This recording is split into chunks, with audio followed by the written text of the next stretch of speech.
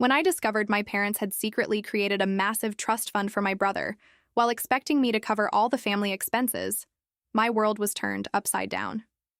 Years of hidden favoritism and financial manipulation came crashing down, leading to a shocking family showdown. How far would I go to reclaim my worth? And what happened when I finally said, enough? I always thought family was about love and support, about having each other's backs. But that belief came crashing down one Sunday evening over what was supposed to be a simple dinner. My name is Emma, and at 34, I've built a solid career as a self-taught day trader. I wasn't born into wealth. Everything I have, I earned through late nights, countless market analyses, and taking big risks. For years, I've quietly helped my family.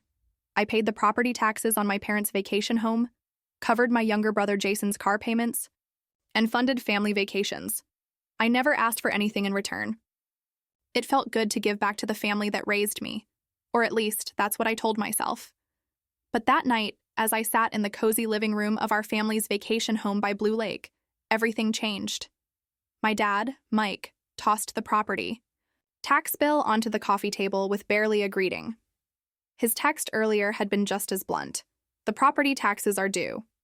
No, hello, no, how are you? Just expectations. When I asked why he hadn't even checked in before dropping this on me, he snapped, "How could you be so selfish?" he shouted, his face turning red. "Your brother needs money for his new business venture. You have more than enough." His words hit like a slap. I'd always known my dad had a soft spot for Jason, but this was something else. I stood there clutching the tax bill, struggling to find words. My mom, Linda, sat on the couch staring at her hands. She wouldn't look at me, and that hurt more than my dad's anger.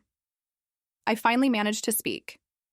"Dad, I've been paying for everything for years. The taxes, Jason's business trips, Mom's medical bills. I've never asked for anything back, but I can't keep this up forever."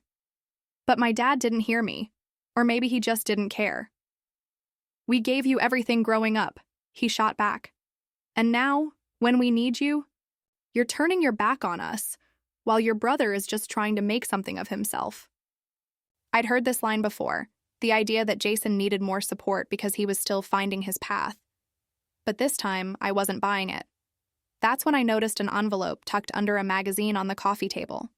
The edge of an official document poked out with the words Trust Fund and Jason Hayes in bold.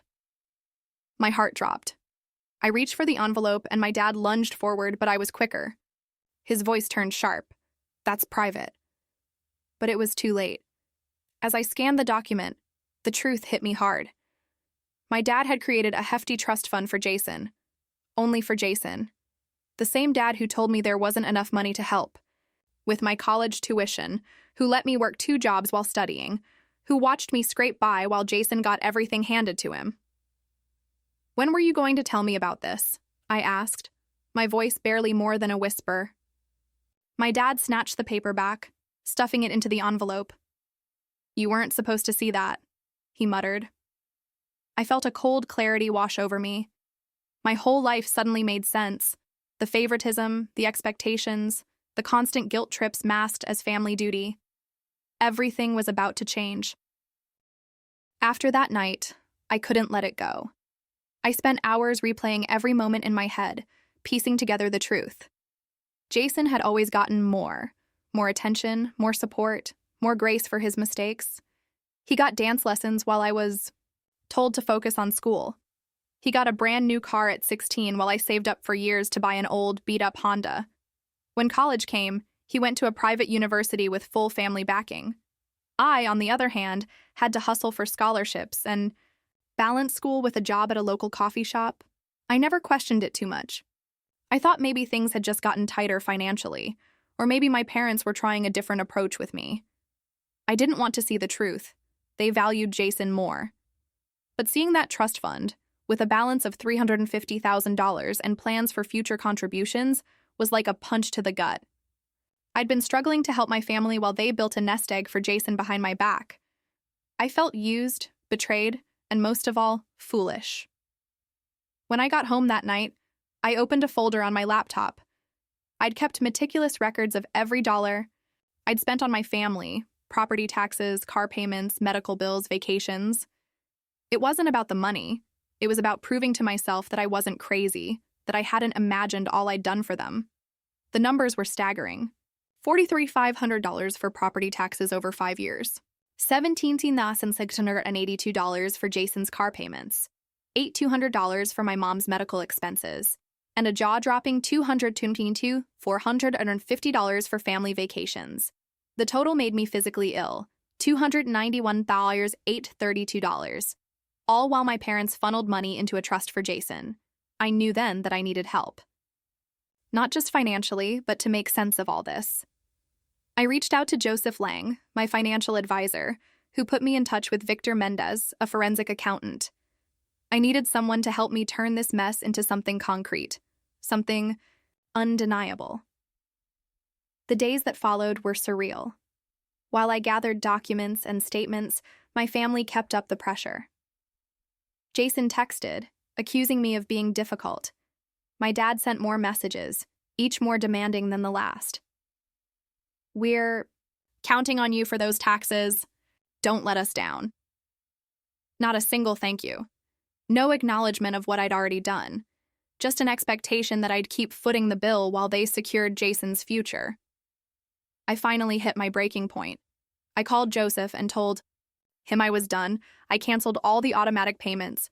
Jason's car? Not my problem. Family expenses? Someone else could handle them. I transferred $120,000 into a new fund labeled My Future. It felt like reclaiming a piece of myself. The fallout was immediate. My dad showed up at my building, but I had security turn him away. Jason called, his texts getting angrier and more desperate. My mom left voicemails, her voice strained and trembling, still trying to smooth things over. But I wasn't smoothing things over anymore. I was done being their safety net. A week later, I got a call from my cousin Sarah. She told me my dad had called a family meeting at their house, and I was the main topic. Apparently, he was spinning a story about me abandoning the family, refusing to help with the property taxes, and causing financial hardship. He was rallying everyone against me.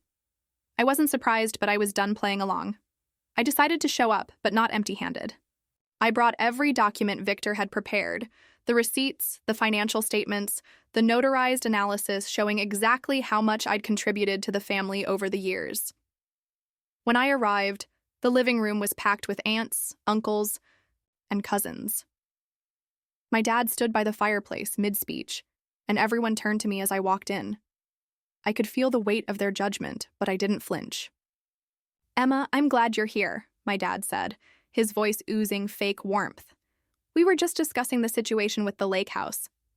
"Oh, I'm sure you were," I said, setting my briefcase on the coffee table. "And I'm sure you've provided everyone with all the relevant financial information." His expression tightened. "We're discussing your refusal to meet your family obligations." I opened my briefcase, pulling out copies of the documents. "That's interesting because I've got 5 years of records showing I've contributed nearly $120,000 to this family. While I was covering property taxes, car payments, medical bills, and vacations, you were secretly funding a $350,000 trust for Jason." The room erupted. My Aunt Carol, who never shied away from the truth, asked the question everyone else was thinking. "What trust fund?" I didn't need to answer. The documents did the talking. I passed them around, watching as the truth settled in. The story my dad had been telling fell apart in real time. The murmurs turned into outright questions, directed at him. A week later, I got an envelope from my dad's lawyer. It was official documentation showing the property taxes had been paid, not by my parents, but with funds from Jason's trust. Even more surprising, there was an amendment to the ownership of the lake house. I now owned 25% of the property.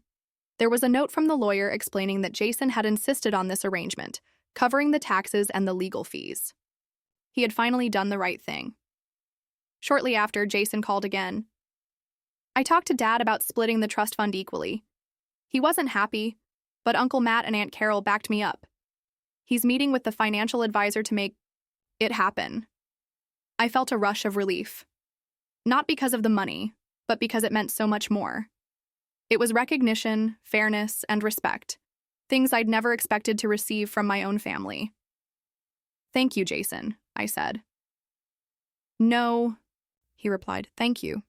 You did what I should have done a long time ago."